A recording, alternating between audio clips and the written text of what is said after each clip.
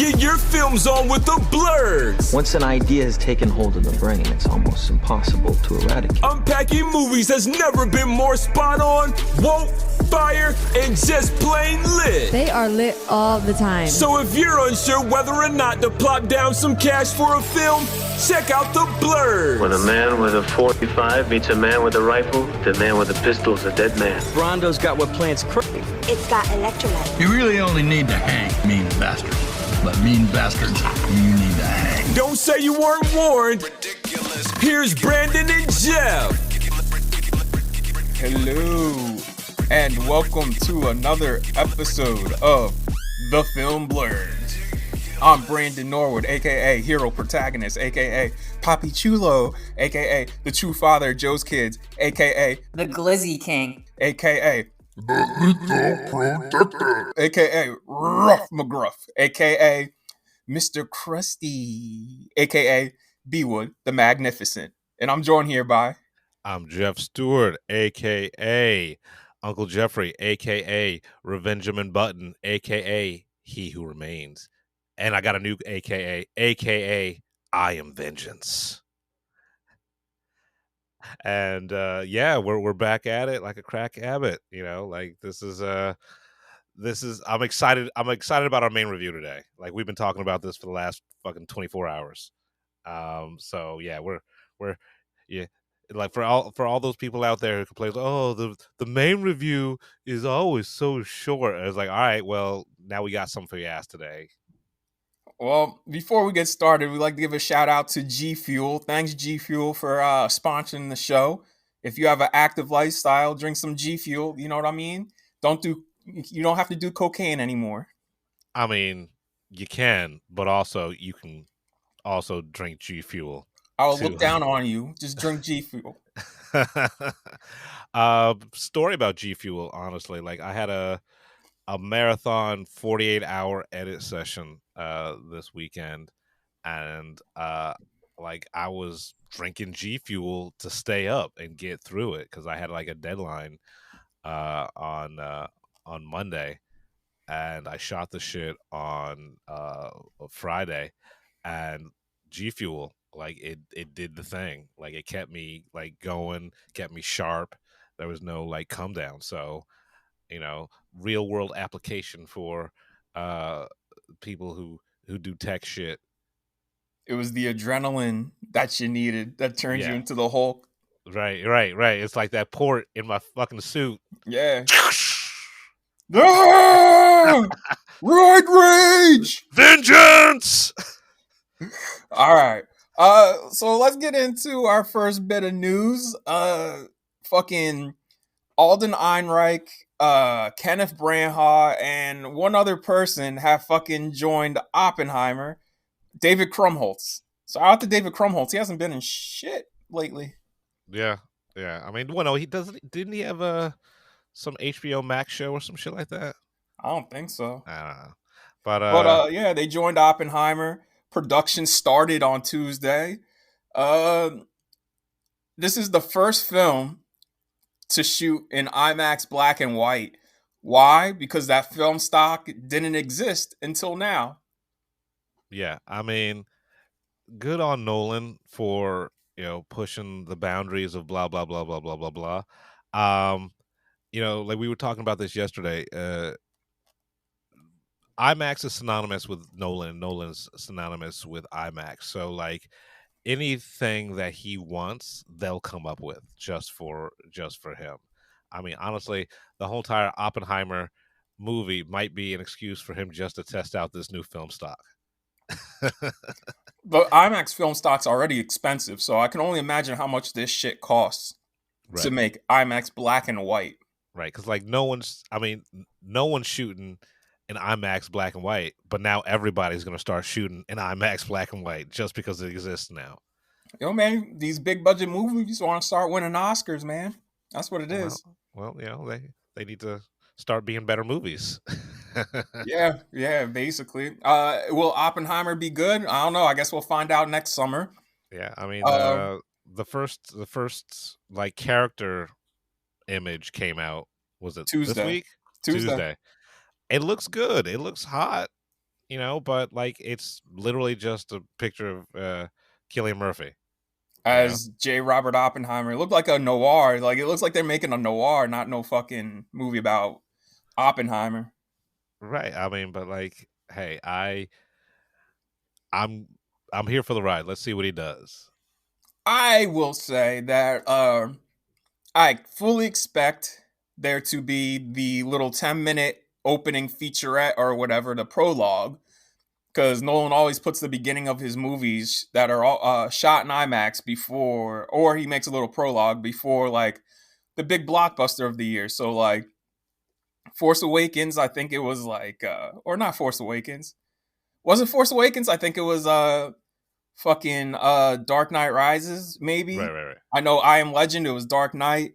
Uh Dunkirk was like before one of those Star Wars movies, and then what was the last Star Wars movie? Rise of Skywalker had the Right. Tenet prologue, which was the opening 10 minutes of the movie. Right, right, right, right. So I'm guessing either Avatar 2, if that fucking movie comes out, or Aquaman 2 will have it. So Yeah, we'll see. We'll see. I mean, I hope it's in front of Aquaman too. That's like a nice juxtaposition, right? no, because Cameron has some weight to it, and he's like, not only am I taking you back to Pandora, I'm giving you a sneak preview of Nolan's next movie. He's gonna flex his muscle. But did anyone ask us? Did anyone ask him to go back to Pandora? Or no one I knew asked him to go back to Pandora. Nigga, we getting 5 more of these, so strap in. 5? I thought it was 18. I thought he was actually just building Pandora. Well, I thought he was just going to the moon and just building that shit. as much as I hate Avatar, we all shit on Avatar. I'm also starting to think like, yo, this might be like a Terminator 2 situation where you're just like, oh shit, nothing but like balls to the wall, crazy action. I mean, he has to. I mean, how long has it been since the first Avatar? 10 years? More. We're coming Yeah. up. We're coming up more. That was 2009. Let's do some quick math right here. Yeah, that was a long time ago. And think about like how everything has progressed since Right. then. Right. You And know what I so, mean? Cameron's going to have to show his dick. I mean, 13 years. 13 years. So when it he's comes gonna out, have- it'll be 14 years. Yeah, so he's going to have to show his ass on this one. He's going to have to be like, I'm James Cameron, bitch. Yeah. Yeah, goddamn, 13 years. Jesus Christ. Yeah, Where the man. fuck did that go?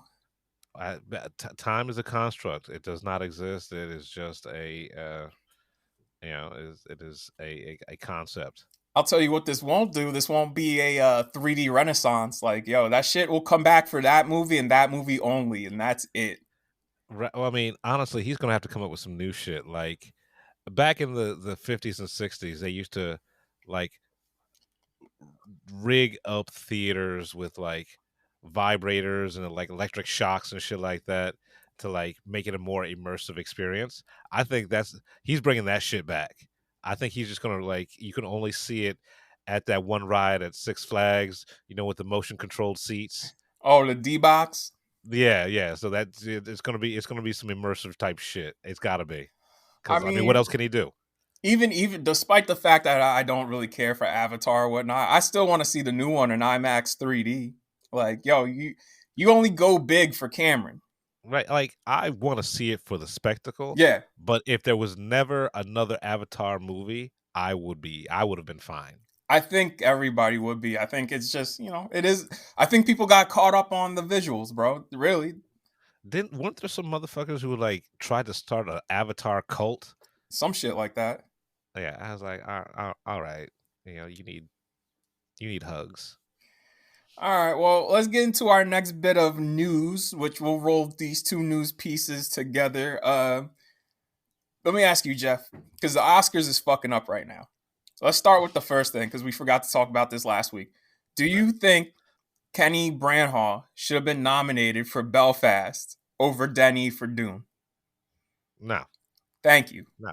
Thank you. Look, Belfast is a good movie.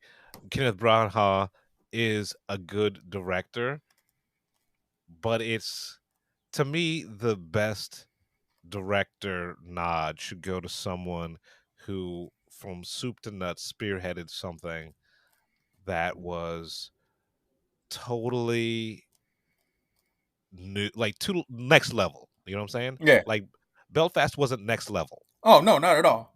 You know, it was a quality slice of life sort of time period piece, but it was what it was. It's white people doing white people things. Um, but like Dune was just like, I don't want to be on Denny's dick, but like he did the thing. Like he created something Right. that was totally 100% of his own, like his singular vision brought that movie to life. Oh, absolutely. And that to me is the best director right there. Absolutely. Fucking 100%. At least a nod. At least a nod. Like 100%. not And I love right. Drive My Car, but I'd even put Denny over Drive My Car. Right. Like he did. Like motherfucker doesn't have to win, but you at least have to recognize the fucking skill That's like and talent and drive that went into like making something like this. that was just as bad as when Inception got all those nominations and then didn't get it for best director. Right. Like you have to give it up for like someone with a singular vision that makes makes brings a movie like this to life. And like everybody knows, it takes a village. Like he wasn't the only one. He didn't pick up the camera, you know what I'm saying, and shoot the thing. Like he didn't write the score, Right. But he was able to. He was the captain of the ship, Yeah.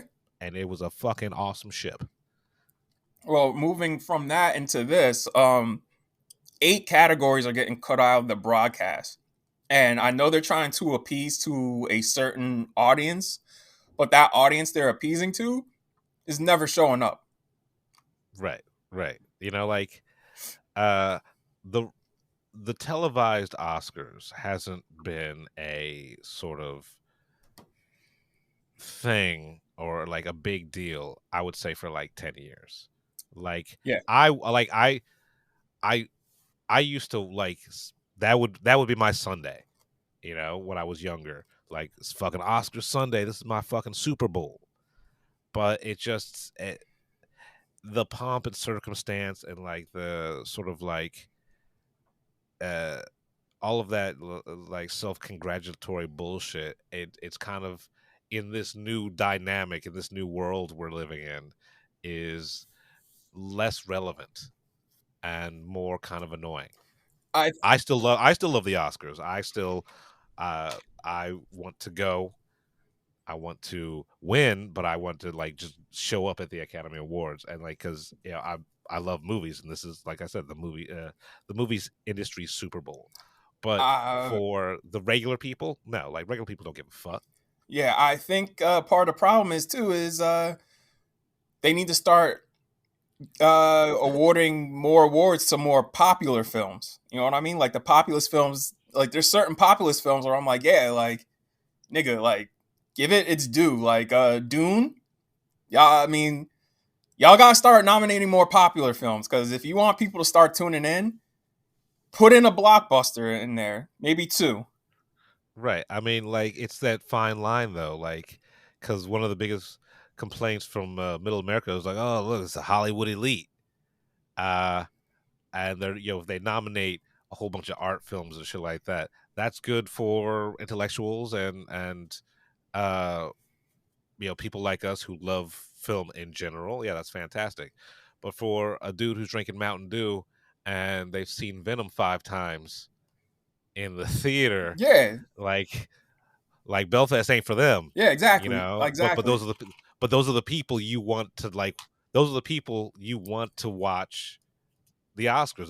That's a contingent that you want to bring in. You want to bring exactly like everyday regular people. Then you're gonna have to put in movies for everyday regular people. Yeah, like y'all fucked up. Spider-Man was right there.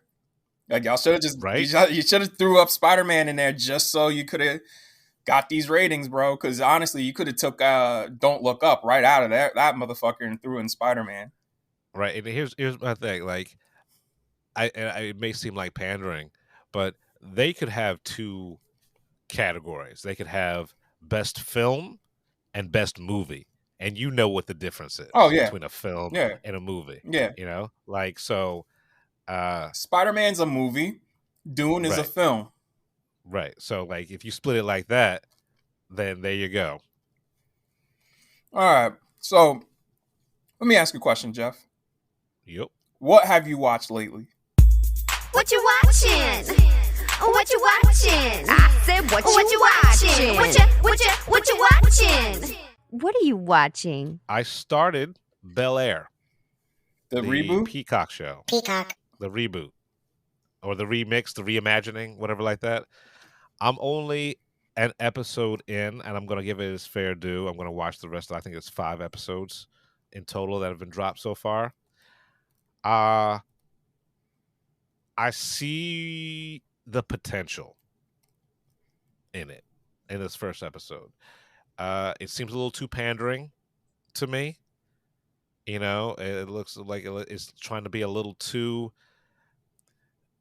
I hate to say this. It's trying to be as hood as possible, but also trying to be accessible to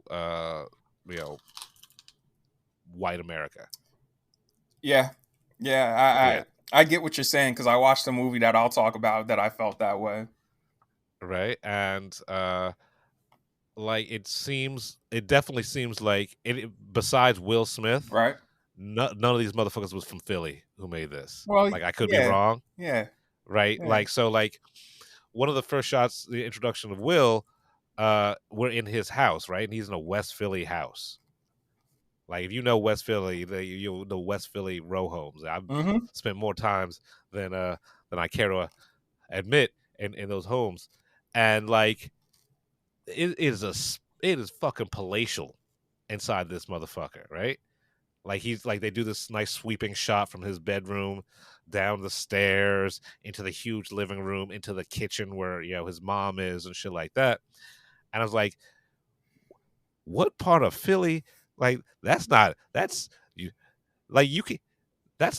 Philly. That's not a house in West Philly. That's not a house in Philadelphia. If you know any houses in Philadelphia, they're small and cramped as shit. Mm-hmm. They're fucking row houses.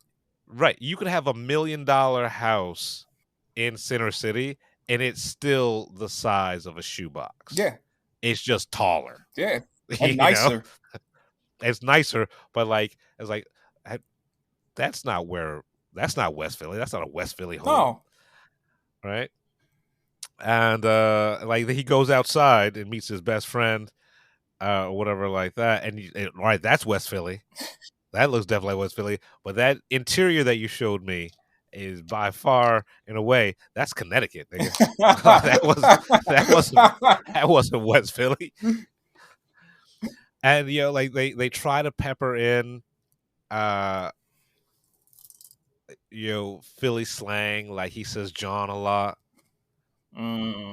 Which is like, all right, I get it. Like John's a Philly thing. It just seems, compared to what they did with Mayor of Easttown, where like, oh yeah, that's fucking Pennsylvania.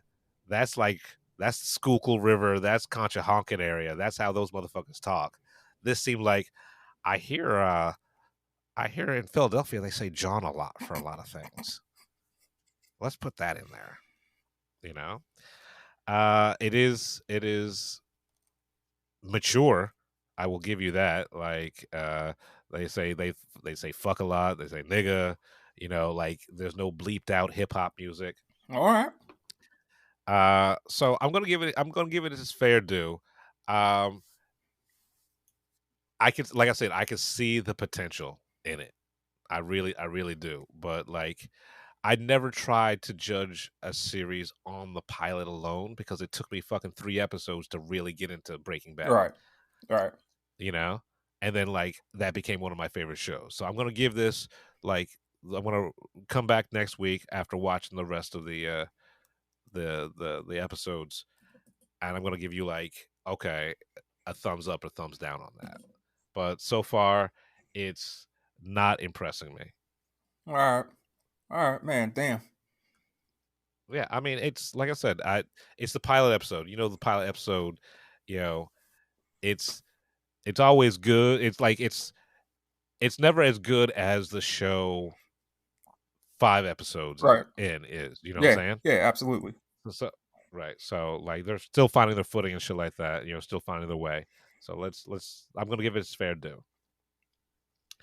So I've been meaning to talk about this movie for a while.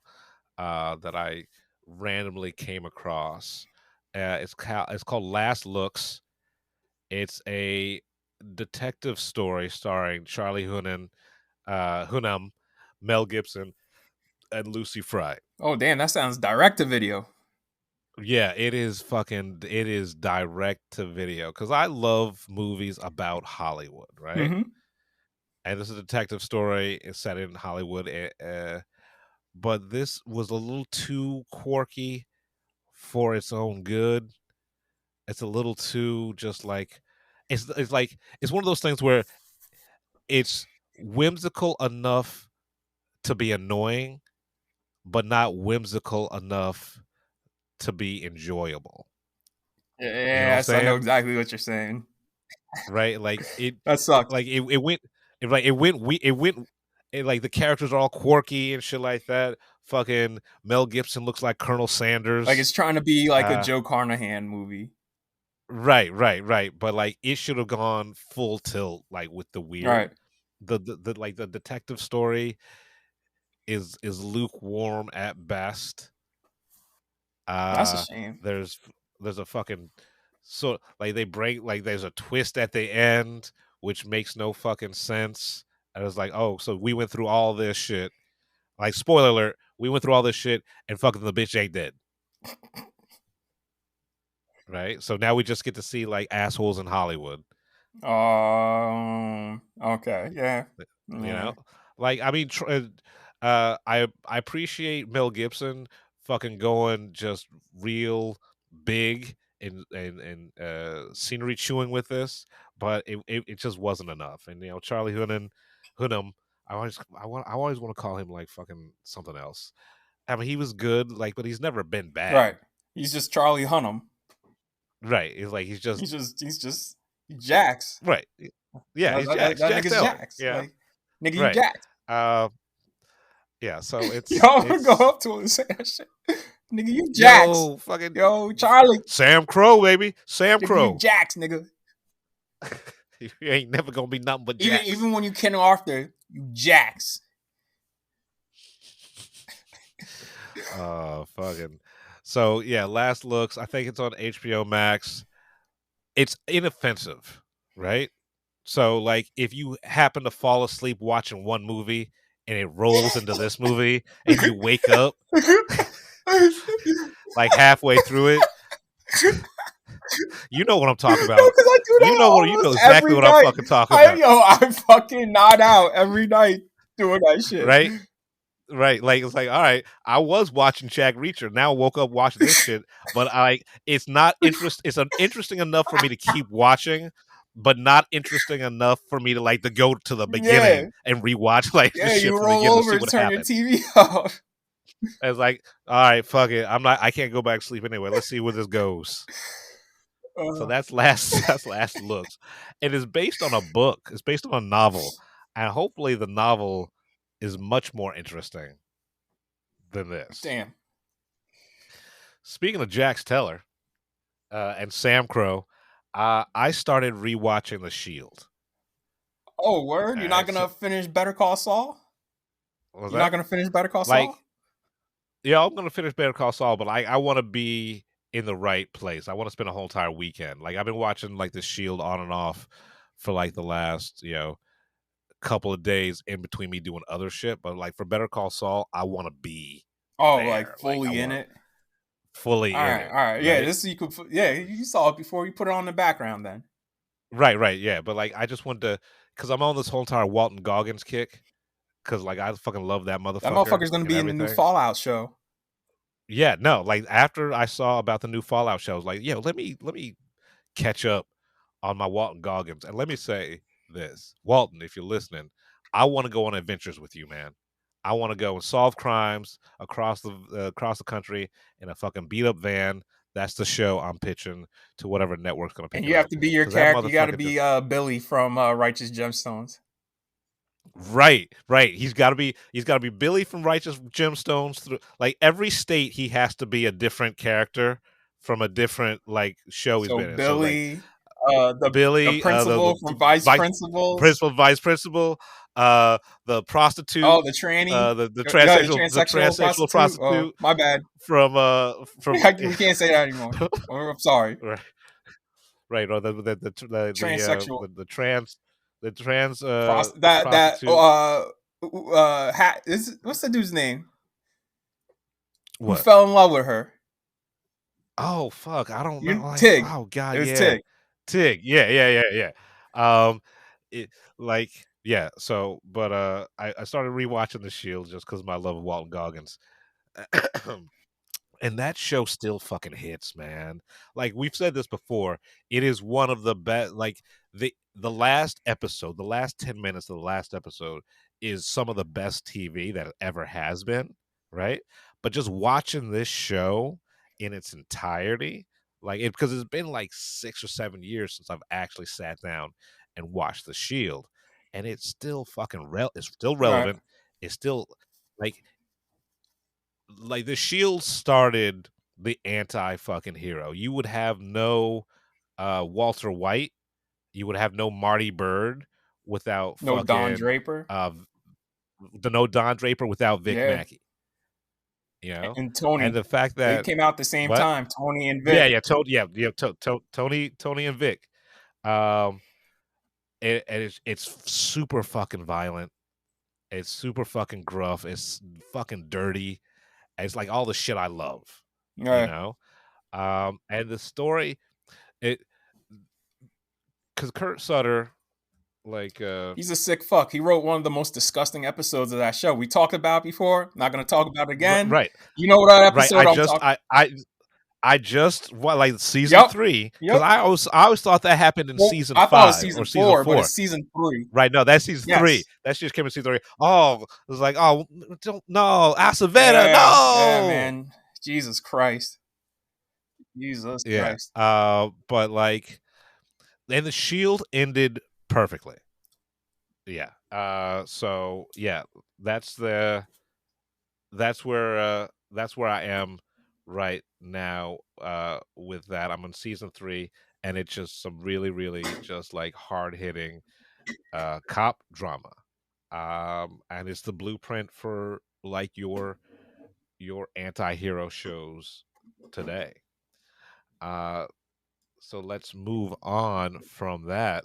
I've been into a whole bunch of like throwback action movies, all right? Because after Brandon mentioned Jack Reacher, which is pretty much like a throwback to a '90s action film, I decided I would go back and rewatch Two Guns with Samuel L. Jackson, not Samuel L. Jackson, with Denzel and Washington Mark and Mark Wahlberg, and it's dumb.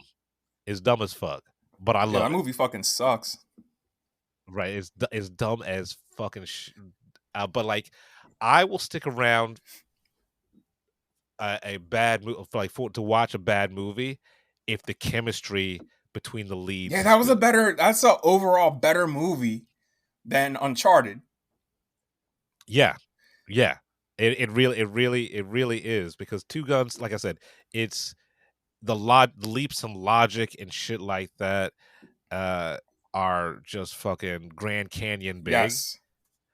But like seeing Denzel and Mark Wahlberg fucking just act like try to just fucking having fun, it's worth it, man. Like sometimes you just want to watch two charming motherfuckers have fun. Exactly. You know, like that's enough. So like Two Guns, it's on HBO Max. HBO Max should be start giving me money. I just like as much time as we the way I talk watch about that it, as shit. much shit as we watch on it, like Raised by Wolves. I Right. still gotta watch the episode that dropped today.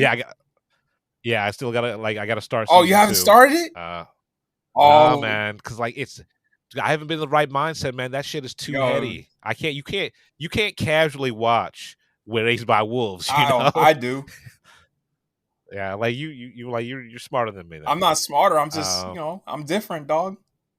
yeah. So I need no distractions for That's Ray's how I by feel Wolves about Pam and because Tommy. I want no distractions. Like once we're done recording this, like before I like gotta Pam and before Tommy, I go out, I I can just gotta watch. watch Pam and Tommy, man. Yeah, like and like if you want to talk about Pam and Tommy, I love that fucking show. And like I wish that was an it's ongoing series and not a mini series. right, Damn. right. Um, and after that, on that whole entire fucking throwback action movie type bullshit, I rewatched The Negotiator. Oh shit, that shit is solid. Right? Oh shit. Yo, that is a fucking tense fucking action. Who Isn't done it? that F. Gary Gray who directed that? All Yeah, right, so yeah, because I I think watched the wait, F. Gary Gray. We're gonna talk about this nigga. yeah, like what? Like we F. Gary Gray should be getting more He's shit. hit or miss though. Like either his movie is like, damn, that is hard, like straight out of Compton, or you get something like Fate of the Furious where you're like, damn, that could have been better. Right. But like, and his Italian Job remake. As much as I hate anyone who drives a Cooper Mini, it's a nice little caper. My only problem with that movie is like the trailer gave basically the whole movie away. Like it's a Well, solid it's movie, but right. like I remember seeing the trailer so much that summer that by the time I finally got to see the motherfucker, I'm like, bro, I've seen this fucking movie. Yeah. But like, yeah, The Negotiator. If you don't know what the story of The Negotiator is, Samuel Jackson plays like the best hostage negotiator in the fucking Chicago Yep. PD, and he gets framed for murdering his partner. Right, so he takes a whole bunch of motherfuckers hostage in order to get to the truth, and he asks for the second best Hostage negotiator to like help him uncover the crime but also like keep the hostage situation under control. And it's a tight little fucking thriller. Yeah, it really man. is, and it's peak Yes. 90s. And I got a funny story about Cotton Eye this. Joe and that motherfucker. Right, like why is every movie right in the 90s there's always a scene where all the cops are partying and shit like that, listening to Cotton Eye Or Joe Macarena. doing line dances or doing line dances and shit like that before the shit goes down. Like, is that what cops do? Is that what cops did in the 90s? Like, all right, well, we're done systematically oppressing minorities. Let's go party. Let's go to this bar. Let's go to this bar and line dance. But funny story about The Negotiator. It was my first date with this chick. Like, it was like, oh yeah, you want to go see a movie? Yeah, let's go see The Negotiator. Right? And like thinking back now and watching the movie now is like, yeah, no wonder you can get fucking laid. Man, you took this chick to a 2.5 hour cop drama, thriller, cop drama. I was like, yeah, nigga, you fucked up. I've done dumb shit like that though, so I mean, I wouldn't stop dating a girl because she talked during she talked during Jurassic Park 3. That movie is not even good, dog. Right, no, but like it's like, you look, respect the movie. Like, I paid for us to go see this motherfucking movie. Like, you can't sit alone. You can't sit and not talk for an hour and a half, bitch. You wasted my money. So yeah, I stopped talking to her because of Jurassic Park 3. So, yo, Joe Johnson. You said 3. Yeah. This nigga said 3. Right, and it's a dog shit movie, and I knew it was a dog shit movie, but I paid to see it, and goddamn it, bitch, I'm watching this goddamn movie because I paid to see that motherfucker too. Right, but like, yo, Joe Johnson, yo, I want money. I like, you owe me for that for paying for the tickets, but also for like the condoms that I bought in order. Oh, the hotel room I put a deposit on, the gas to get Oh there. shit, yo, Joe Johnson, Nah, it wasn't that serious. you're white privilege personified, because anybody else who made Jurassic Park 3, their career would have been dead. And what happens? You get the Done. first fucking Captain America movie. Which, like, I will say, it is not a But bad it's not movie, good. but not compared to like what the Russos did. Like, that motherfucker had no passion for that. Like, Yeah, no, no like, that heart, was like no nothing. that was like that was a Rob Cohen. Yeah. He's like, joke, oh, I'm you know, getting like, paid. no All right. passion. Yeah, that was a Rob Cohen. Yeah, joint right there. holy shit, man. Speaking of Rob Cohen, I watched Stealth. Oh, nigga, why? Come on, man. I just What? finished Mummy last episode. You didn't have to go and watch this, nigga. No, because I fell asleep. Oh, all right. Yeah, so it popped up on Hulu? I fell asleep, and like Hulu don't give a fuck. Hulu was never asked me, "Oh, are you Yo, still watching?" it does that Like, to Hulu me was too. yo, Hulu's like, "Oh, nigga, all right, let's do this." Yo, that's how I watch one of the movies I'm going to talk about. Yeah, so like I woke up in the Oh, middle of shit. Stealth. Oh, shit. Hulu does not give a fuck. Shit. It's like, you want to watch this? Like, you subliminally, it'll be in Yo, there. that movie, I've just heard nothing but bad things about that movie. Is it all true? Yeah, Oh, no, yeah. it's bad. All right. It's bad. Like, I was halfway. Like, I watched it once before, all the way through. I think when you could actually rent DVDs, and you know, I remember like, oh, this is a piece of shit. And then like when I woke up, and Hulu was like halfway through, I was like, oh shit, I can't even find the remote. That fucking shit's like, I can't got your even- dumbass. Right? Hulu got him, got him. Got him. Fucking Stealth. Oh shit. Yeah, so I'm not even gonna give a review of Stealth. If you don't know Stealth, then go on Hulu right now, fall asleep watching something good, and then wake up, and you'll be watching Stealth Yo, by 3 o'clock in the morning. You'll be watching Jessica Biel had a run there, huh? Stealth, Fever Pitch, Blade Trinity. Real solid run there. Real solid run. God, fucking! I keep on trying to forget about Blade Trinity. Nobody likes that motherfucker. Oh Okay, man, that's like, why. That's another thing, white privilege personified. Because you got fucking David Goyer, who any nigga make that movie, their career is done. And what he got to direct done. after that, and each movie got progressively worse. What was the ghost story? It's one like he The directed? Haunted or The Curse, some shit like that.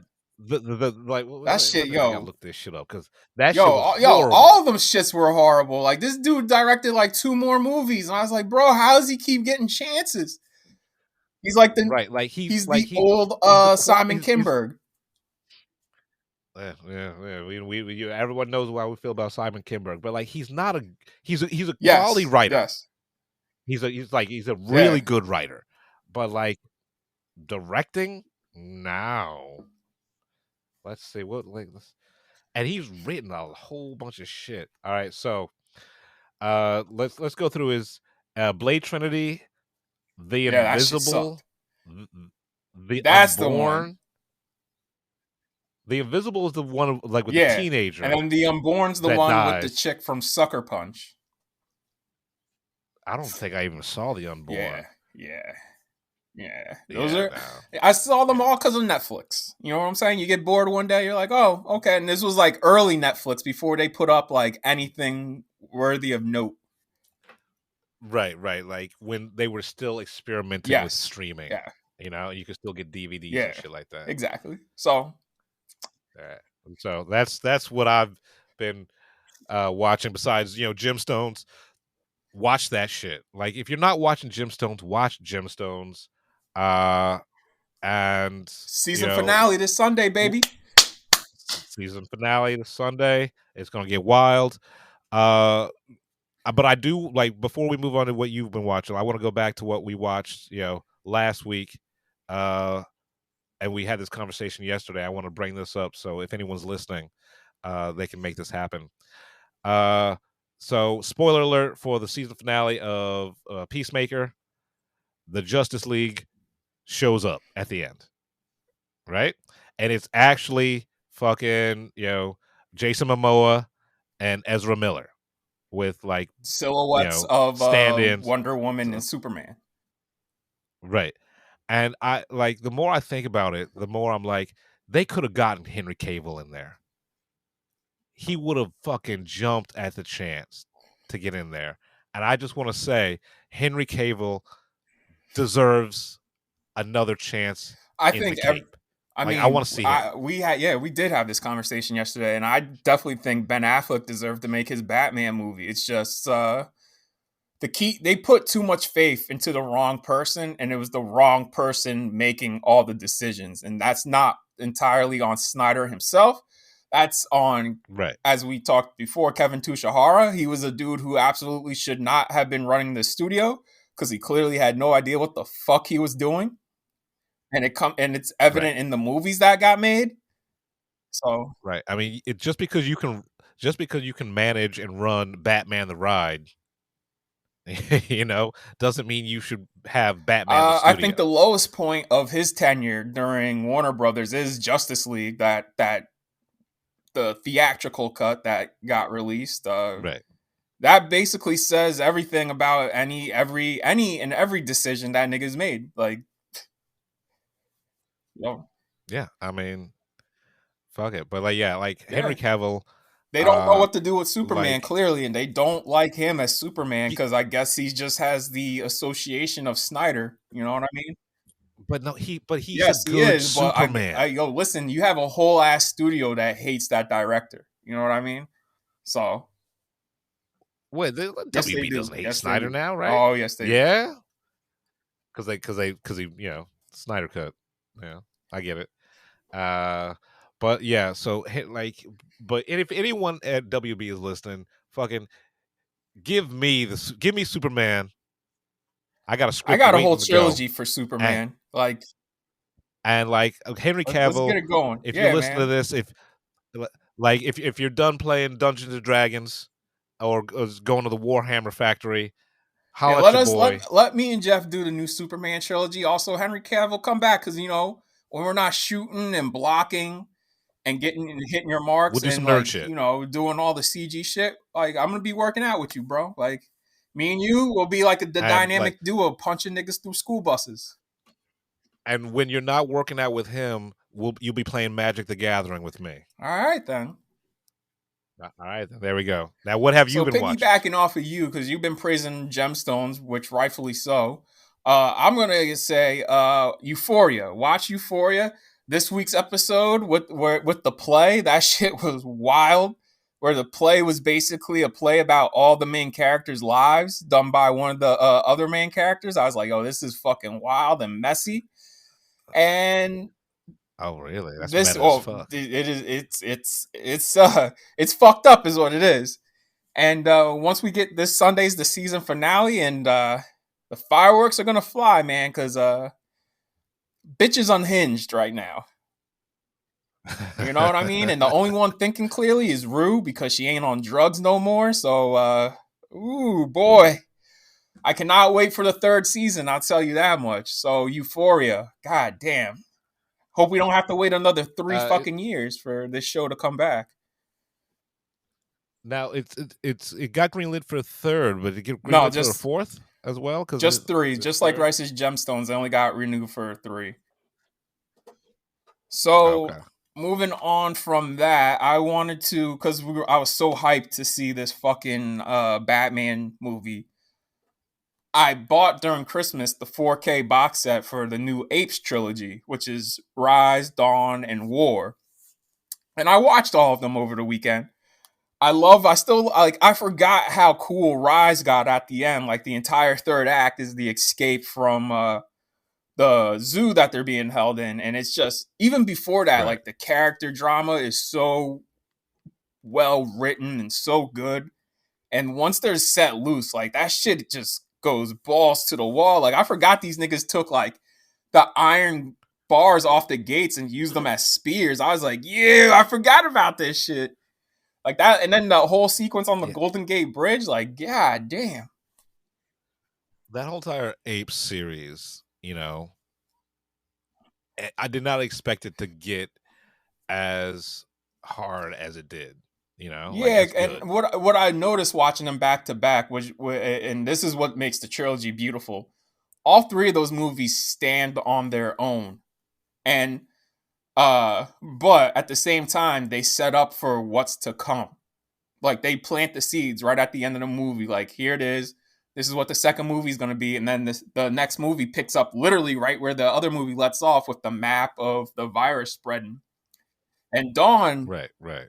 Dawn is when Matt Reeves came on, which is the second movie, and like you can tell that was like no offense to Rupert, because Rupert Wyatt directed the first one, but Matt Reeves was just working on another level. He's a better director. Like I like Dawn much more this time than I did when I saw it back when it first came out.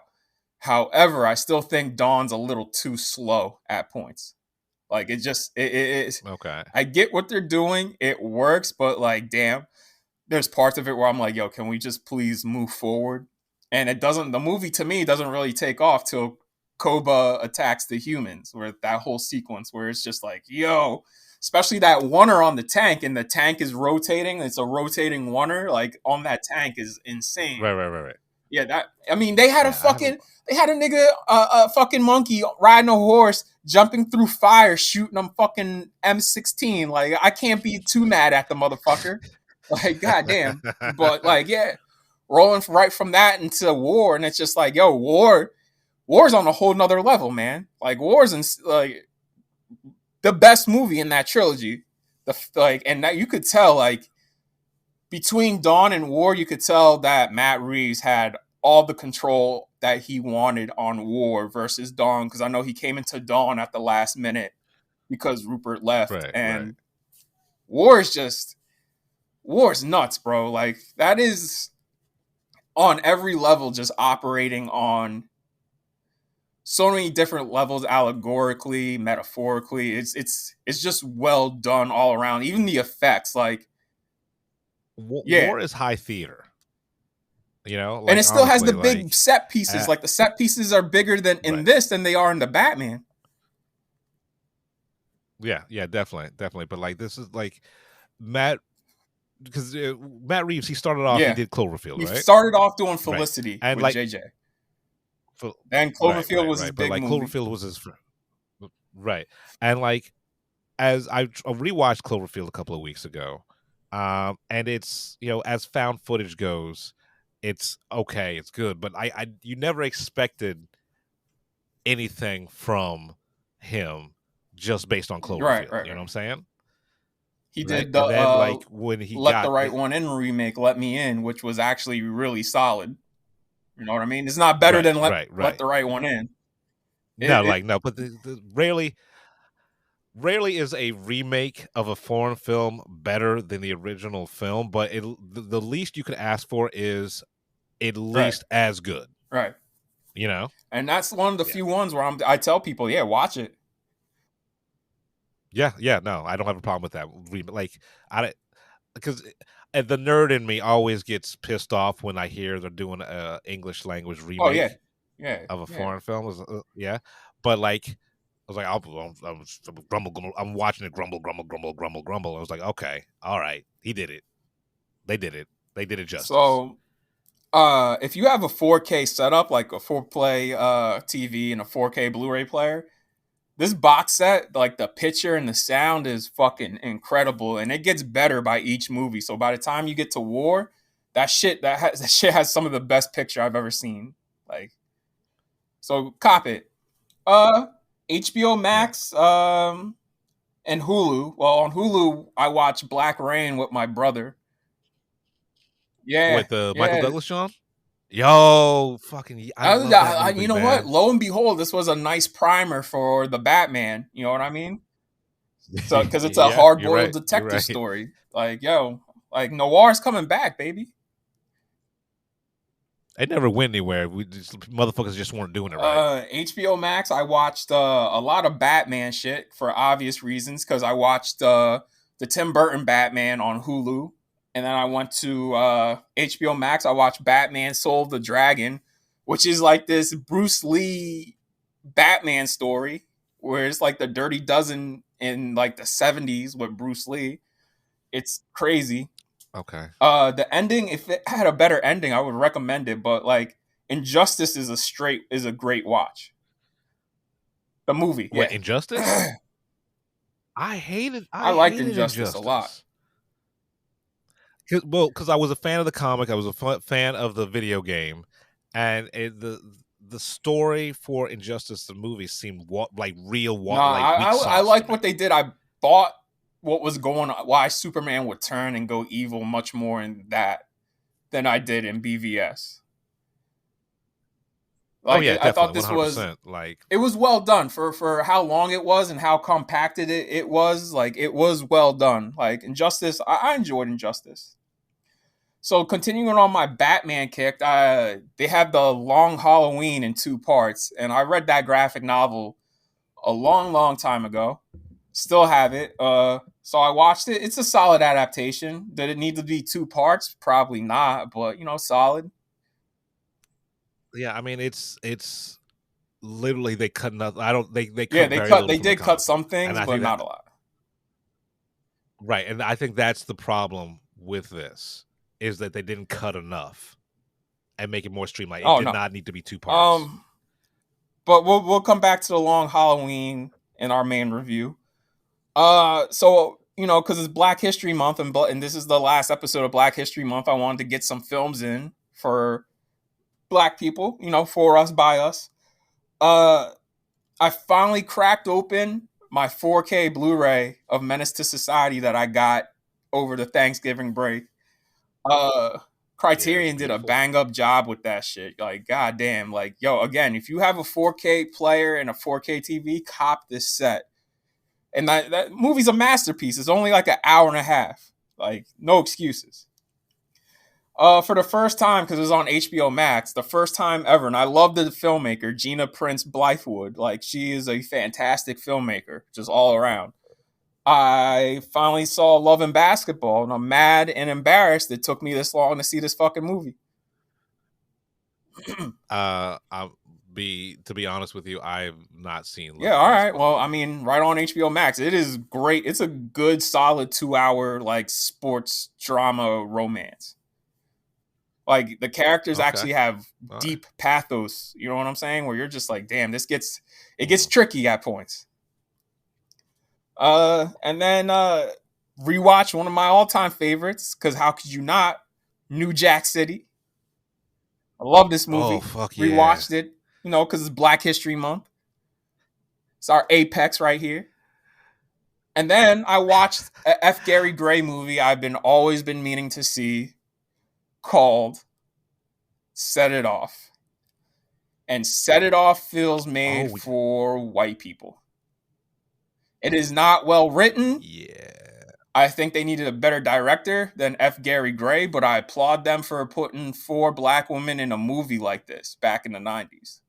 I get what they're trying to say, like the overall message of the movie, but it is so badly told and so ham-fisted. It's just like, woo-wee!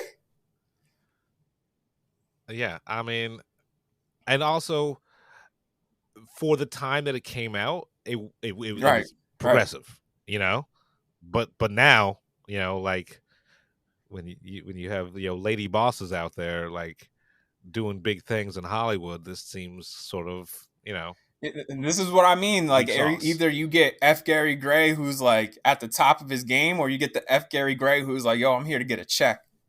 And this was the F. Gary Gray who's like, yo, I'm here to get a check. So, yeah. One last movie I watched, because this was the movie that was playing when I fell asleep, because I did rewatch, it's Black History Month, and I did rewatch Kimmy. I love that movie. Probably going to rewatch it like a couple more times. Okay. I watched for the first time on Hulu Turbulence, because I fell asleep and it started playing. Wait, the Ray Liotta movie? Oh, yo, I love that fucking I love it too. movie. This movie, it is the type of dumb I want from a blockbuster. Like, if we're gonna be a dumbass movie, that's the type of dumbass movie I want to be. That movie's fucking stupid. Fucking Lauren Holly. fucking Lauren Holly and Ray Yeah. Liotta. Fuck yeah, man. Look, popcorn tastes good. And this is fucking Yeah. It's dumb as shit. But there are like three more but there are two, sequels. and they came direct to video because Two this more movie sequels? bricked. Yeah. Like it bricked hard. I think when Yeah, did it come out? January 97? '97. It was supposed Yeah, to I come think out Christmas '96. Yeah, I think I actually went to the theaters to why? see this. Nigga, why? What? Because I was lonely, man. Like I was 17 years old. I didn't have no friends. I'd have my parents drop me off at the movie theater, and I just spend the whole entire fucking day there. No, man. I Sad mean, noise. I've done that multiple times. I mean, there's mad people who've done that multiple times. But damn, man, like I didn't pay for it, man. Like, yo, listen, this is something I'm glad I watched when I watched it. Like, I would have been pissed if I paid any money to see it or actually sat in a theater and saw this shit. But you got to think, it's a different time, man. 97, things were All different. right. So let's get into Obama wasn't Let's president get into yet. trailer talk. Roll camera and action. It's time for some trailer talk. All right, so let's get All right. into. We only got 2 trailers today, so let's get into Hustle. This looks good. It looks look, there are 2 types of fucking Adam Sandler. There's the zany dumbass comedy Adam Sandler, and there's the Adam Sandler where he's actually Right. trying. And the Adam Sandler when he's actually trying fucking gets nominated for Oscars. Yeah. You know what I'm saying? Like, this looks like he's fucking putting his foot in it. And like I know like one of the production designers on it, my dude Kadir, he said he had a great experience on it. Like, everybody I know out of the Philly scene has worked on this fucking movie. It, unlike Bel Air, this seems like this was made by motherfuckers who know about Philly. Yo, listen, it drops on Netflix soon. I think next month sometime. Oh, okay, so It said June. My bad, June. Yeah, like it's too late. It's like that's too long to wait because I don't fuck with sports. Right. You know, I have sports balls, but like this looks like something I could really get into. I mean, look, man, I can't. It's coming on Netflix, so like, it ain't like it's hard. Yeah. So I mean, yeah. Let's move into our second trailer. Our Flag Means Death, and this shit looks hilarious. Another Taika creation. Yeah, I mean, pirates, man. Like Taika doing pirates. And that's all you gotta say. Yeah. Sold. Yeah. They're sold. Like it looks hilarious. It looks like HBO Oh, spent yeah. a lot of money on I mean, they're this. dumping money into everything. Yeah. So Right? Yeah. They're trying to win. all right, well, let's get into our main review. And now, the moment you've been waiting for. The Film Blurbs feature film review. All right, so we're gonna. All right. So how This so is how we'll we do this? give you How a do we, warning, but for right now we're staying spoiler free before we move into spoilers. This is I know a lot of you motherfuckers been waiting for this movie, and I'll tell you what, a lot of y'all motherfuckers are gonna hate this shit. This is not the movie that you're expecting it to be. And it is not the What? movie you're used to. It's not the Batman. I want to say right out the gate, like, come out swinging. This is my favorite Batman movie so far. I'm gonna say that this is the definitive. Yeah, because if Batman this was movie. it, like if Matt Reeves was like in the studio was like, oh no, we don't like it, we're not giving you another one. If this was it, I'd be okay. I'd be like, all right, fine, man. Yeah. Like this is perfect. Like this motherfucker is 3 hours, and it didn't feel like 3 hours. This thing constantly moves, and because it constantly moves, it's just because we jump right into it. There's no build up or nothing. Like you dive head first. Like the opening shot of this motherfucker establishes what type of movie you're gonna see. And I'll tell you what, right now, 10 minutes into this motherfucker, there's going to be parents carrying out crying, traumatized kids. This movie is not for children. Don't get it twisted. There's no fucking uh the fact that they're having toys for this movie Irresponsible. is just fucking amazing. Do not Right, take this is amazing coming to from me. me. Remember, this is coming from me. Do not take your kids to see this. This motherfucker should be rated R. It This is is one punch away from being R. when they said the Riddler is a serial killer, they're not kidding. Like, there's no way to sugarcoat a serial killer. So let me put it that way. This is grisly, it's gruesome, and most importantly, it's terrifying. Like, before you see Batman, you hear Batman, and you feel that fear build up before he appears on screen. So this is like when we're on the the circuit and stuff like that talking about the Batman, they were like, "Oh yeah, well it's it's 7 with superheroes," and like you hear that, and it's like, all right, you start making the fap noise, like, all right, yeah, sure, it's 7 with superheroes. Like, no, this is 7 Yeah, with man, fucking this is Batman. what the Joker wanted it to be. Like, the Joker was like a homage to Scorsese, and this to me feels like the type of movie Todd Phillips was trying to make and couldn't make because I just don't think he's capable. This to me is like a hard-boiled detective noir. It feels like a 70s William Friedkin movie. Like, this feels like The French Connection. This feels like Serpico. You know what I mean? This feels like Taxi Driver. Like, it Gotham in this is gross. It's gritty. It's grimy. Yeah. This is for adults. This is Batman for adults, um and I know there's this love affair that the public has with the Joker, with the character of the Joker. And I want to say this right now, Paul Dano's the Riddler, right? Fucking far crazier than any incarnation you've ever seen of any of these Jokers. There's a part where they're dealing with Paul Dano, and Paul Dano at one part starts freaking out, like having a legit like mental freak out, and that shit sent shivers down my spine. Like, I was just like, no, this is not cool to watch. Yeah, Like, this dude is not, it was like talking and listening to an actual serial killer. Right, and here's the thing: the only thing scarier than a madman without a purpose is a madman with a purpose. And Dano, yeah, we'll get into it in spoilers, but that's the beautiful thing about this movie is like literally almost every character in this motherfucker has an arc.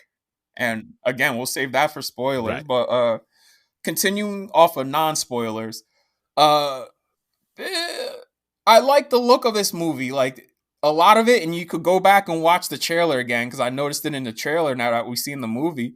A lot of it is vignetted, which is crazy. Yeah. I wasn't expecting it's that. Obscure. A lot of like this movie uses cinematic language to its fullest. Like, even from lens choices and everything like that, it's about misdirection, obscuring. It's about building. It's using the camera to build tension, and even the lens choices. The way most of these characters move in and out of the shadows is a big part of storytelling too. It adds to the mystery. It adds to the danger because this movie is so tense that you just don't know what or when's gonna pop off when it does. And when it's building to like a scene of violence, like, I started tensing up because the tone of this movie is so nihilistic and violent. Let's talk about the violence, man. This is the most violent Batman film you have ever seen. Not because of the action set pieces and everything like that. It's just because when you're fighting Batman is trying to fucking and the Riddler is he's legit murdering people in like grisly, gruesome ways. Like, if you ever watch a true crime show, this shit is straight from like a true crime show. Like, some of this is like watching a snuff film. Yeah, no, like, so like we said again, don't take your 5-year-old Unless your see kids are this bad. If your Batman. kids are It bad, is yeah, take them. And then after the movie, be like, you see, if you fucking act up, Batman will come for you. He'll come for Batman that comes ass. coming for you.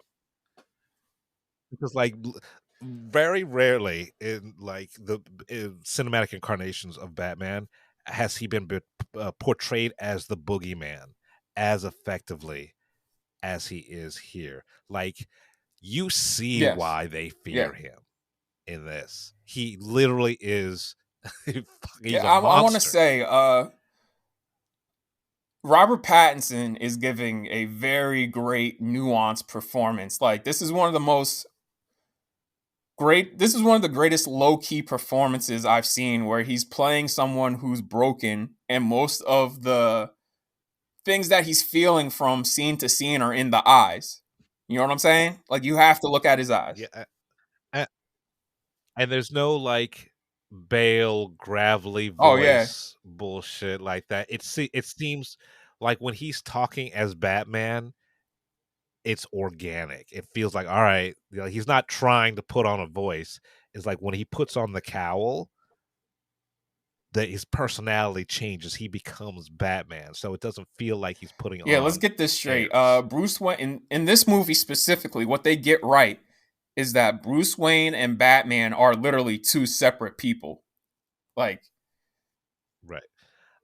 And yeah, can we start oh, like hold this? on, hold Like, on. let's I get just into the want to say spoilery part before we because I move want to. into that, this is also more more grounded and more realistic than the entire Nolan trilogy.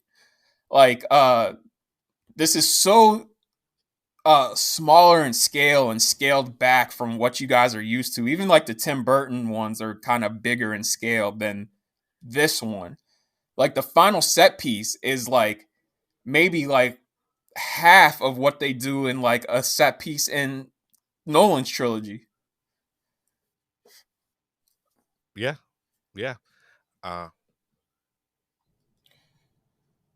But yeah, man. uh, Make sure you see this in Dolby Atmos. Like our screening, it wasn't in Dolby Cinema because it wasn't projected in Dolby Vision, but we did have Dolby Atmos sound, and the sound design is incredible in right. this. It adds to the violent tone and tension. Um, yeah. I want to move. I want to get microscopic on this because that's how. That's what this movie deserves. So like, but I can't get microscopic So, without well, talking this about is the spoilers. part where we're telling you now. Go see the movie. Come back, finish this episode. So, spoilers. Spoiler alert! Spoiler alert! Right. Spoilers. All right. When I first saw the trailer, along with everybody, and you see emo Bruce Wayne and emo, Robert Patterson is like, oh, all right, I'm gonna fucking hate this shit. Let me tell you right now, I love how we only get like 10 minutes of actual Bruce Wayne, like because he's Batman Yeah, throughout this the is whole not entire fucking Batman's thing. story. This is Bruce Wayne's story. This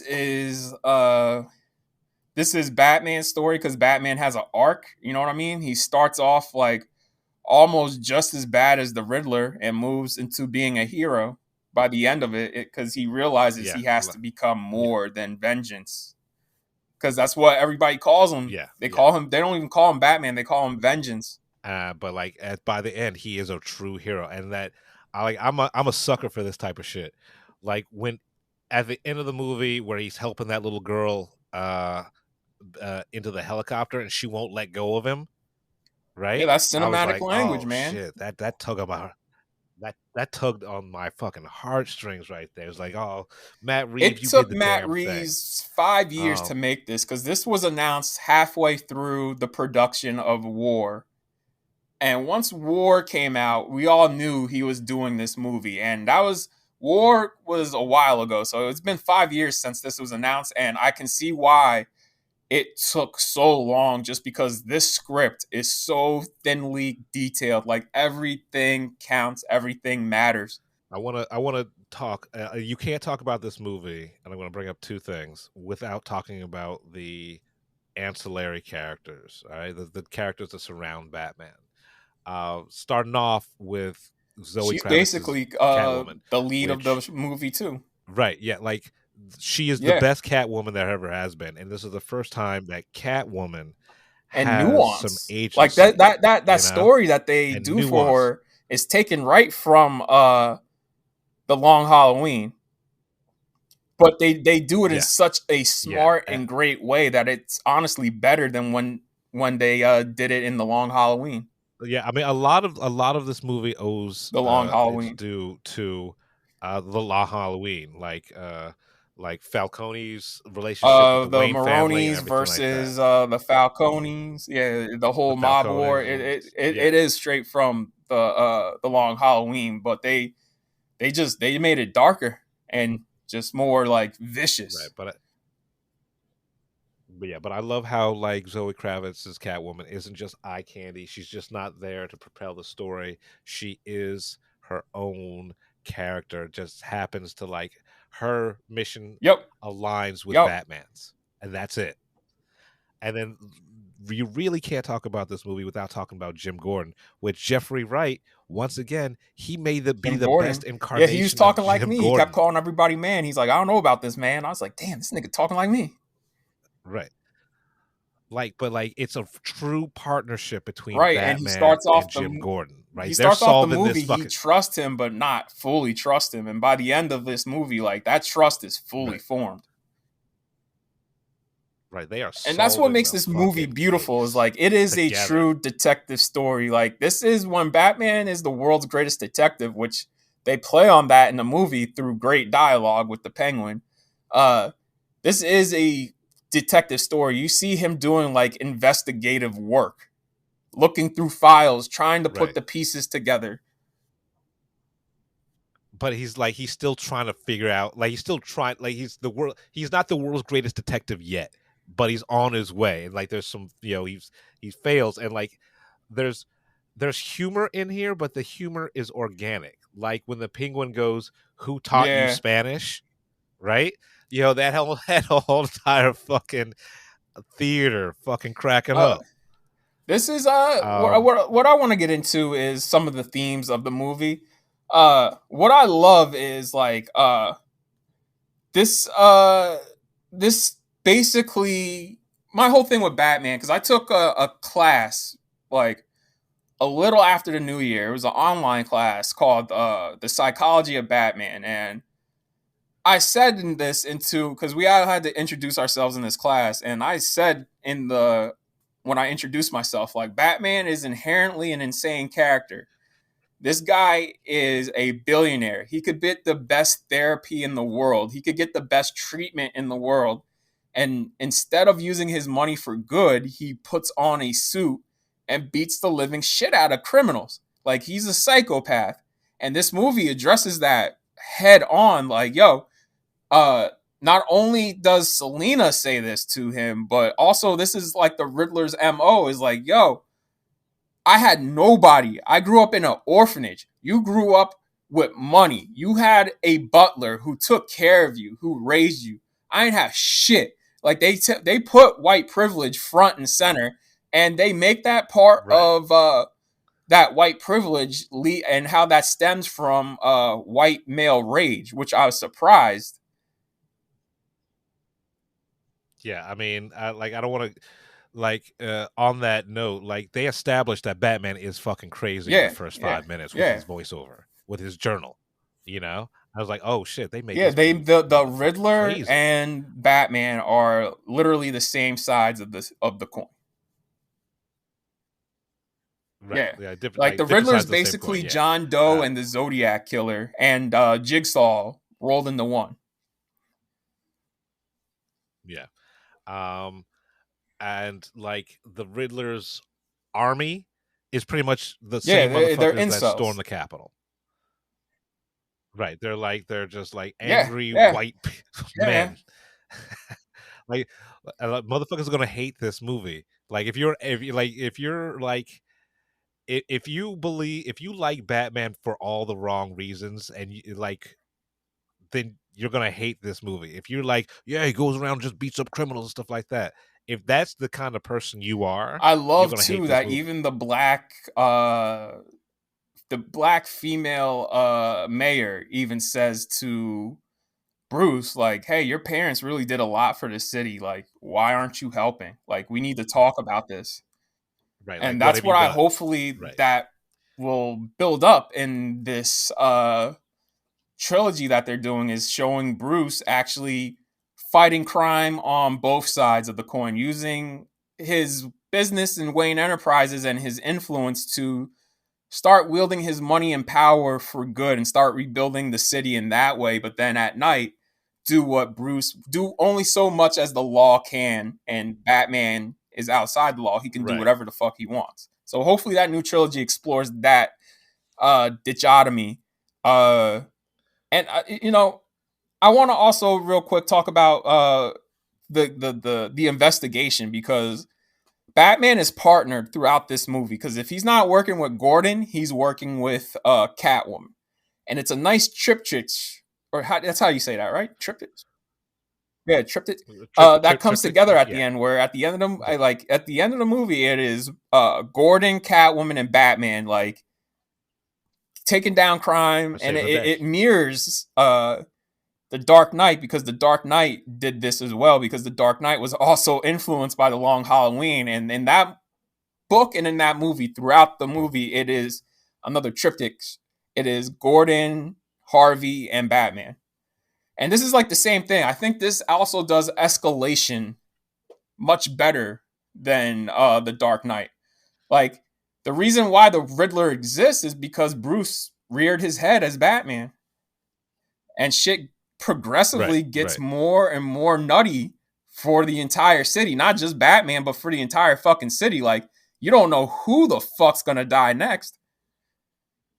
But I mean, it's also a commentary on societal wealth and how that societal wealth is passed around. Yeah, like this has this has so many fucking levels. It's the wokest Batman. It's the most, honestly, as smart as Nolan's Batman trilogy wanted to be. This is smarter. Yeah. But just in a different way. You know, this is more emotionally. Yeah, because this also touches on generational trauma, like the Riddler, and how everybody, all the adults, including Thomas Wayne, treated him.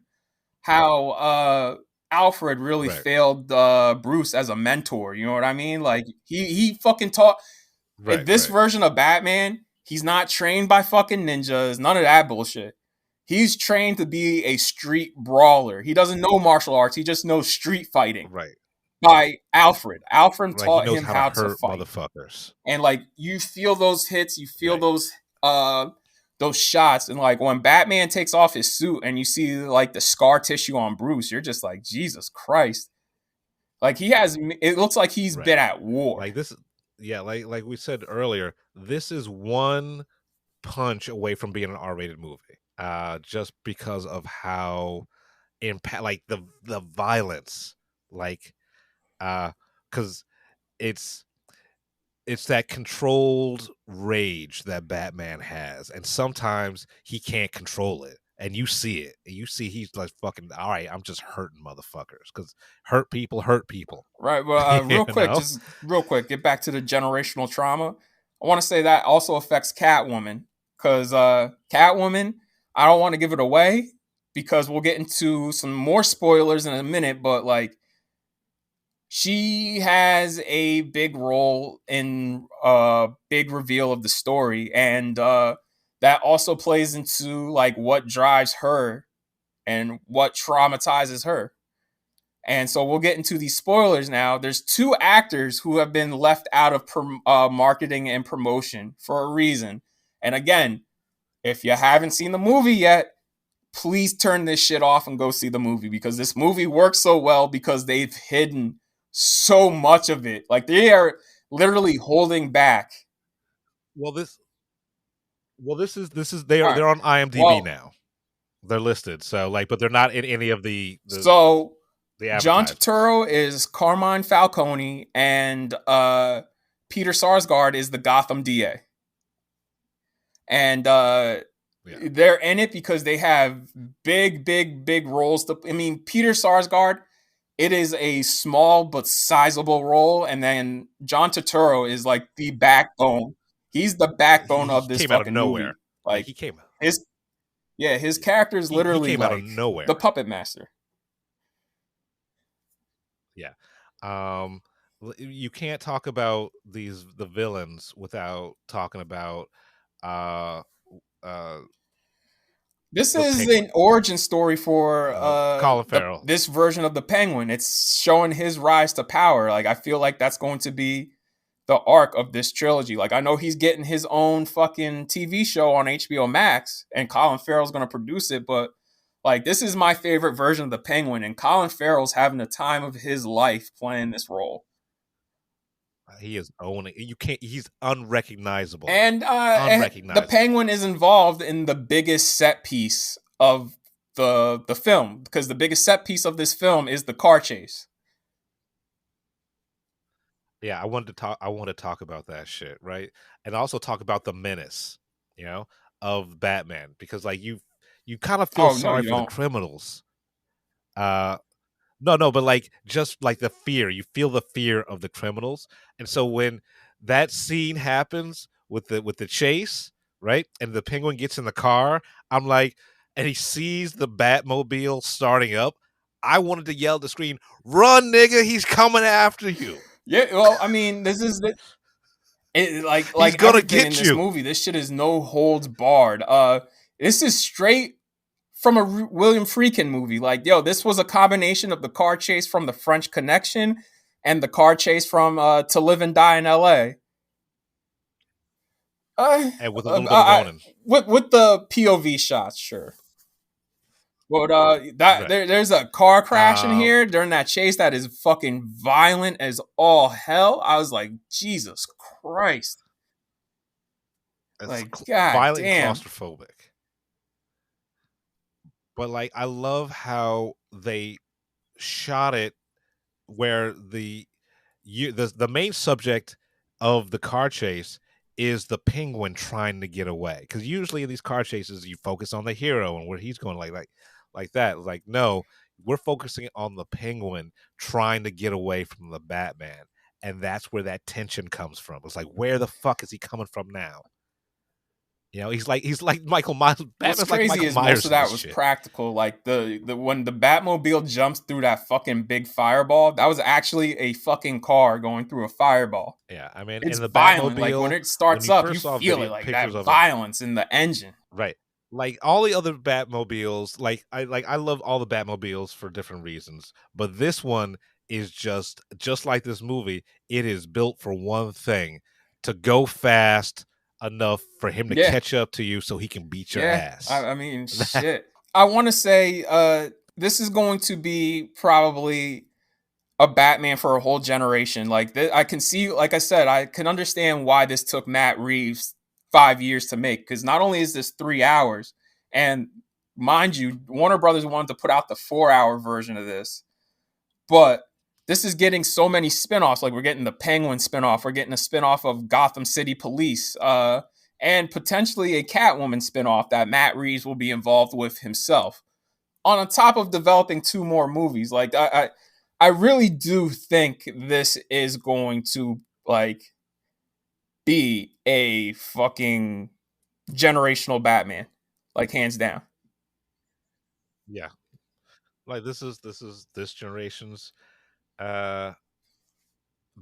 Like, so our generation, or my generation, it was fucking the Burton Batman, and That was my and then generation. there's the Nolan Batman. No one talks about no one talks about the fucking the middle Batman. What I mean, the Schumacher era. But this is like Batman for this I generation. can't stress enough though that this is not action heavy. This should be rated R. Do not go in this expecting a blockbuster. This is not a blockbuster. There's no Batjet. There's no fucking like for a movie that costs over $100 million. I am surprised how lacking it is on action. This is on what Daniel Craig's Batman did. I'm sorry, what Daniel Craig's Bond did for that series. Robert Pattinson's And what Batman makes this does more for realistic series. than Like, it's fucking Nolan's version is like that Batmobile looks like it was built by Bruce himself. Like it is just a car with a jet engine on the back. Like right. it is, It is and they it is you fucking could tell he American muscle. reinforced it with like shuttle, like what space shuttle armor on it. And the it's so Right. crude. His bat suit is so crude as well, and it feels real, even though he's just taking hits and just rolling it off him. Like he takes bullets to the dome and just rolls off of them. Yeah. Like he's a tank. He's like, he built the bat suit so he can take and Yeah, give this as much is punishment as possible. I like every single detail in this motherfucker has been thought out. Like even Alfred, like Alfred himself has like some pathos and weight to him. Like this movie starts out and Bruce and Alfred are like practically estranged. Like their relationship is almost Right. at the breaking point. Yeah, but like Alfred being Alfred, like he knows he has to support Bruce Yeah, just because yeah, this is the yeah, and closest thing that's he has to that. a I think son, that's one of you the know? arcs in that makes this movie beautiful, is because Bruce comes to realize by the end of the movie, he's like, "Damn, I had somebody looking out for me this whole fucking time, and I never appreciated him." Yeah, this Right. Right. Like it's surprisingly yo, and I'm emotional saying like for these a Batman characters are movie. more human and more like have more emotional weight to them than any of the characters in the Nolan trilogy. This is like I can't Yeah. state enough. This Yeah, like, is I a can't. drama. This is a thriller. This is not an action film. This should have got released in October because I think they could have won some awards with this. They still probably can win some awards with this. Motherfuckers are gonna see this and hate it. Like it's Yeah, no, this projected to is open to 158 million as of Thursday, January 24th. That's when we're recording this. By the time this drops, the embargo will be broken and a few of you will have seen it. But like, I feel like this movie's going to drop off pretty fast because yeah, no, like I like we talked about this while we're in the screening room. And shout out to Warner Media for hooking that up for us. And I thought like this was gonna do bigger numbers. Like I thought this was gonna be like beat Far From Home. But after watching the movie, right, it's gonna do big numbers. But yeah, you're right about that steep drop off, just because this was not made by committee. this was a Matt Reeves movie. This is a Matt Reeves movie. This is a Batman. Like, if you know Batman, if you're like into Batman, as like if you read the comics, you know what he's about, you're gonna fucking love this movie, right? But if you're like one of those guys who just walks around with a Batman t-shirt and you really like him because he's got cool gadgets and he beats up bad guys, Yeah, because like Jeff this ain't said, for you, this son. is a woke Batman. It addresses the problems of the character head on. That he's rich, he's white, but then there's people who have suffered more. And I thought about this. There's people who've been through worse than what Bruce Wayne has been through, and everybody else these people still manage to live normal lives and move on with their life and Right. and be fulfilled with the lives they've lived. And like that's why I like this movie addresses is like, hey, you're rich and you're white, and other people have had it worse than you. Right. Like the Riddler says is like, yeah, Bruce Wayne's an orphan. Yeah. Like, no, Yeah. I'm an orphan. Yeah, man. This like, is yeah, like, and then your even parents are just dead. Catwoman is like, oh, Bruce Wayne and his white privilege, all these white privilege rich fucks, and I'm just like, oh shit. Also, another thing, they Right. curse a lot in this motherfucker. There's drug use. Yeah, like it's almost There's like mad it's sexual all- like, they content because desi- like they the women are developed a like drug for basically this. like prostitutes in this shit in the club. And let's talk about how like Yeah. Catwoman's Oh yeah, you don't know sexuality if is I mean she ambiguous. might be bi, which lines up with the At comics. best. Right, but like it's Matt Reeves fucking I'm seeing you. this two more Thank you, Matt times Reeves. already. I'm very excited to see how this plays on a rewatch, knowing everything and seeing how the pieces fit together a little more nicely. there's only one complaint I have, and now that we're in the spoiler section, so I can say this. Let's talk about it. Barry Keoghan is the Joker. And Barry Keoghan, if you don't know, he's in Dunkirk. He was in The Killing of a Sacred Deer. He's in The Internals. Fantastic actor. Creepy fuck, too. Didn't need to be in this motherfucker. The Joker did not need to be in this shit. That whole scene between him and the Riddler could have been cut out and changed nothing. Like, that shit should have been left on the cutting room floor. Absolutely nothing. Funny thing.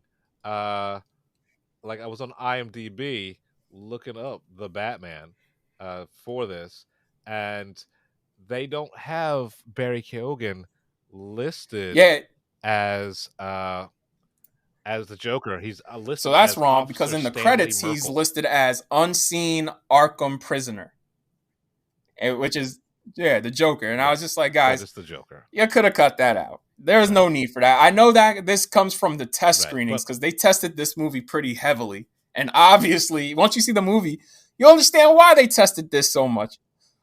But, and I can't believe test audiences ate this shit up too. That's what blows my mind. In any case, the version with the Joker tested higher than the version without the Joker. And this is why you can't trust fucking test audiences, because he should not be in this. They're always going to want the Joker. And again, I think Barry Keoghan's going to make a really cool and fucking insane Joker. Didn't need to be in this motherfucker. Right. But also, like, the bar has been set real high by Paul Dano when it comes to crazy. And honestly, I'm hoping those rumors are true that John David will be Harvey Dent in future installments. I hope that rumor's true. I mean, Gotham needs a new DA. Because that's how these Batman movies starts. Like, even Tim Burton's one. The DA always gets murdered, and then Harvey Dent takes over.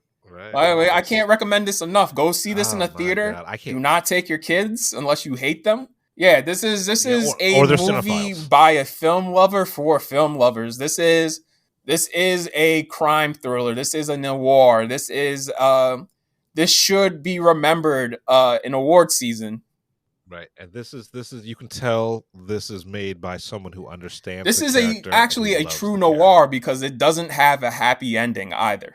It's happy-ish, kind of. Not even happy. No, because the happy ending was there, but it didn't happen. You know what I mean? She said to him, "Oh, you're already spoken for." They planted the seeds like they do in the Ape, like he does so well in the Apes trilogy, where he plants the seeds for more escalation. Where she said, "There's going to be a power struggle now. It's going to be on you to fix it, and I don't know if you're going to be able to fix it all, because it's going to be all-out war and chaos." And like. There's our next two movies, because they cut to the Penguin, like, sees in power. He sees the window of opportunity, so it's going to be Penguin versus Maroni, and then who knows who the main villain will be. Might be Joker, because I would say hold off on doing Joker till your third movie and have the Riddler with him, because that little relationship that they're building in Arkham. Yeah, Riddler and Joker working together. That shit. Oh my god, right. That will be rated R. I will say, and I called it at the test screening yesterday. There is a end credit sequence, and it's cool. It's not cool. It's a little joke, a little wink, nod. That's it. You don't have to stay for it. You could watch that shit on HBO Max when it gets on there, or the Blu-ray that you're eventually gonna buy. Because I pre-ordered the 4K Blu-ray yesterday. But once again, this movie is so smart that it's playing with your for the post credits, motherfuckers were gonna stay there. Yeah, it's like but for the post credits, they knew motherfuckers were gonna do that. Yeah. Like, so I mean, it's not like the credits are lengthy, but they're not long. Right. So I mean, you were there for 3 hours. Definitely seek this out in Dolby Atmos sound, or see it on the biggest screen you possibly can. Man, we don't get movies like this, especially from studios. Like, again, it shouldn't be on Warner Brothers and Universal to put out like daring big budget movies, man. You're not gonna get this from Right, Disney and like, Marvel. We started off this podcast, like the whole entire Film Blurs thing, clowning Warner Brothers and DC, and now Yeah, because they're the only we're ones who fucking are doing championing things, what and they're doing. and they've learned their lesson. You do it on a character by character basis. The tone that you do and the type of movie you do has to fit the character, not a whole entire universe. Right, and like so, I Yeah, never yeah. know This what is to because expect from bro, this DC. is I darker kinda than love that. the Suicide Squad, and the Suicide Squad's actually rated R. Unlike this is Yeah. PG-13, and this movie's more hardcore than a movie that has fucking all types of cursing and blood and gore. Right. That's what makes it nuts, bro. Yeah, So yeah, you can't recommend this highly enough, man. I love it. I love like these fucking DC's doing it. DC's like between the Suicide Squad, Peacemaker, the Batman. Like I I'm hope kinda Black looking Adam's forward to good, the dog. I Aquaman really shit hope it's now. good. I hope the Flash is good because I love the suit. Like I want to Yeah. be So, surprised, like- and I want first and foremost these movies to be good. I never walk into a movie wanting it to be bad because at that point that's just a waste of my time and time's money. Yeah, all Keep right. being That weird, was baby. the Batman Keep being episode, weird. episode 37 of the Film Blurs. We're the Film Blurs. I'm Brandon Norwood, and I'm the motherfucking protagonist. I'm the protagonist. I'm Jeff Stewart, aka He Who Remains. Don't come at us. It's just fucking movies. You've been listening to the Film Blurs podcast. Man, I just love what you guys do, man. I never miss an episode. It's the best. It's my favorite podcast. Follow Jeff on IG on MindFireXL and Brandon on Twitter at BJN Tweets.